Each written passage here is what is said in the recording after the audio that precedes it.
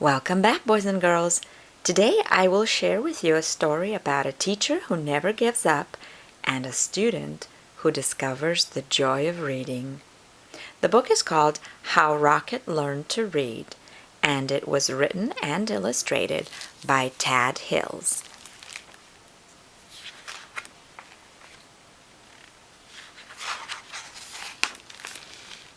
Rocket loved to play. He loved to chase leaves and chew sticks. He loved to listen to the birds sing.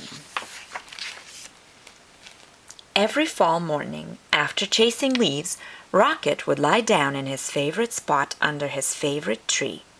There, he'd sniff the neighborhood smells and settle in for a good nap. But one day, a little yellow bird startled Rocket. "Aha! My first student! Wonderful!" she sang. Rocket was confused. "Student? I'm not a—" "But if I am your teacher," the bird interrupted, "then you must be my student." Rocket found it hard to argue with this bird. "I am so glad you saw my sign," the bird chirped. "Oh, yes, I can see it," Rocket said, "but I don't know how to read." "Can't read? Fantastic!" She waved a wing. "Welcome to my classroom." "But I just came here to nap," Rocket said. No, there will be no napping in class," declared the bird. "Except, of course, during nap time." "Well, then I can take a nap over here," said Rocket. "I've had a very busy morning." "Not to worry. I'll be around every day," chirped the bird, "until the weather turns." As Rocket breathed in the crisp air, the little yellow bird hung her banner. "Ah, the wondrous, mighty, gorgeous alphabet," she marveled, "where it all begins." Opening up a book, the bird began to read. She sang out the story of an unlucky dog named Buster who'd lost his favorite bone. A cool breeze carried her lively voice across the yard. At first, Rocket was disturbed. But before long, he found himself captivated. To Rocket, the story was as delicious as the earthy smells of fall. It was as exciting as chasing leaves. He closed his eyes and listened to every word. As Buster dug and dug under the lilac bush, the bird read, he felt something familiar. Rocket waited. Was it the bone? He wondered. Silence. Was it the bone? He called to the bird. More silence.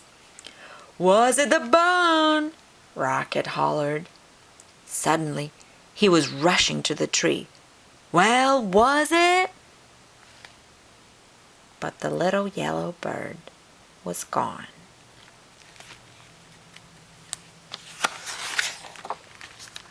The next morning, Rocket arrived early.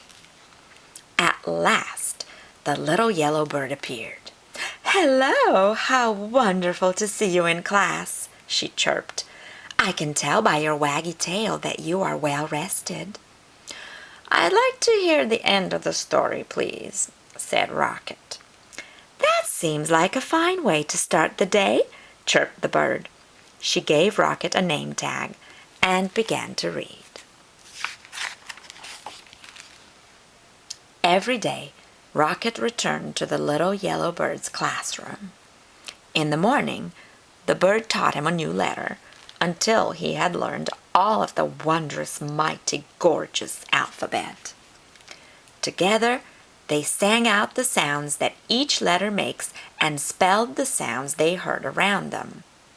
With a G and many R's, they spelled Mr. Barker's growl. Grrr. They spelled the sound of the wind, which was growing colder by the day. Whoosh. Soon, they were spelling words like fall for the gusty time of year and red for the color of the leaves. And each afternoon the bird read a story. She read stories about dogs and birds. She read about leaves changing colors and about birds flying south for the winter. Then one day the weather turned and the letter banner disappeared. "See you again in the glorious spring," the bird sang.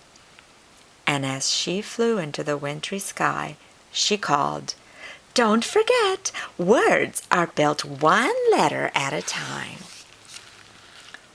The days grew shorter and the leaves fell from the trees. The grass became crunchy. Soon, Rocket's classroom disappeared under the snow. He remembered the little yellow bird's alphabet and practiced his letters. Rocket thought about the bird's sweet chirp while he sounded out words like dig and wind and cold. He made new friends and spelled their names. "Hello, Emma." "Hi there, Fred." He spelled everything.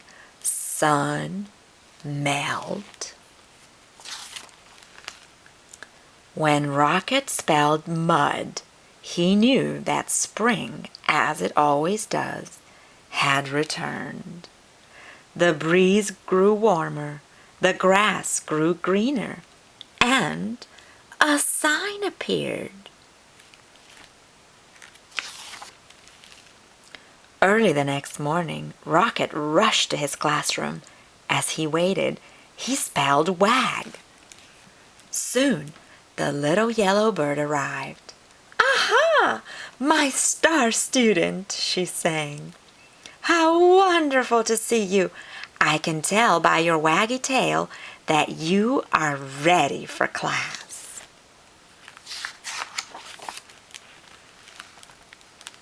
Then, together, they began to read.